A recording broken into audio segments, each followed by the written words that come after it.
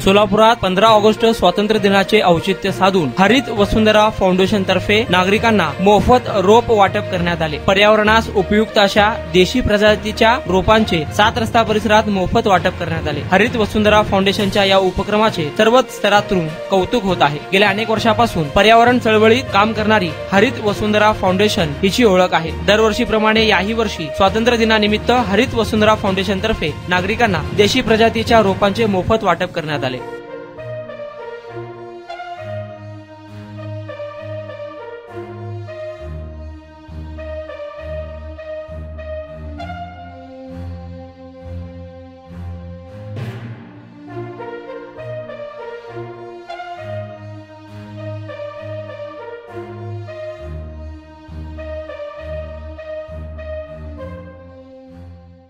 नमस्कार सोलापूरकर, मी अमित बनसोडे, हरित वसुंधरा फाउंडेशन या संस्थेचा अध्यक्ष।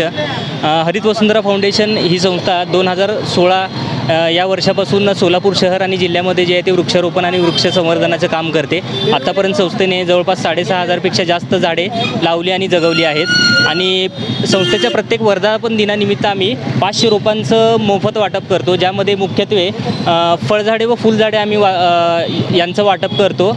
कारण लोक आपल्या घराजवळ फळझाडे आणि फुलझाडे लावण्यासाठी इच्छुक आहे, असं आम्हाला आमच्या मागच्या 5 वर्षांमध्ये जे आहे ते या अनुभवानुसार लक्षात आलं। त्यानुसार हा आम्ही उपक्रम राबवतो आणि आज सोलापूरकरांचा उत्स्फूर्त जो आहे तो प्रतिसाद आम्हाला लाभलेला आहे। आता जर बघत असाल तर आम्ही 11 वाजता हा उपक्रम सुरू केला होता। जवळपास 500 रोप आता संपत आलेले आहेत आणि ऑनलाईन पद्धतीने फळझाडे आणि फुलझाडे यामध्ये जे आहेत ते फणस आहे, त्यानंतर जांभूळ, आवळा, सीताफळ, चिंच ही फळझाडे आहेत आणि सर्व देशी झाडे आहेत, देशी प्रजातीचे झाडं आहेत आणि सोबतच फुलांची पण जी देशी प्रजातीचे लोक जे आहे ते बऱ्यापैकी शोसाठी लावतात, पण जी देशी प्रजाती आहे तर त्यामध्ये बकुळ आहे, त्यानंतर बहावा आहे, सोनचाफा ही झाडं आपण जी आहे ते आत्ता दिली आहेत आणि सावलीसाठीचे 2 आपण मुख्यत्वे झाडं देतो, ती जी आहेत करंज आणि रानभेंडी।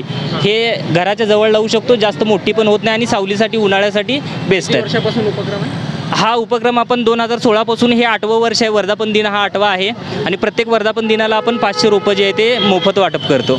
आणि विशेष म्हणजे आता हे जे आम्ही रजिस्ट्रेशन करून घेतोय, हे रजिस्ट्रेशन करून घेतल्यानंतर आम्ही हा फॉलोअप पण घेतोय। आज आम्ही गडबडीत असताना दिसत असेल, पण प्रत्येकाचा नंबर, ते कुठं लावणार आहेत, कोणतं रोप घेतलं आहे, ह्याची सगळी आमच्याकडे जे येते आणि प्रत्येकाला आम्ही हा जे आमचे नंबर आहेत व्हॉट्सअपवरती, तर हे सगळे जे आहे ते तुम्ही जो लावलेला छायाचित्र असतील आणि जो काय तुमचा फीडबॅक असेल हे देण्यासाठी आमच्याकडून प्रत्येकाला जो आहे तो मेसेज जातो आणि नंतर आम्ही फॉलोअप पण घेतो।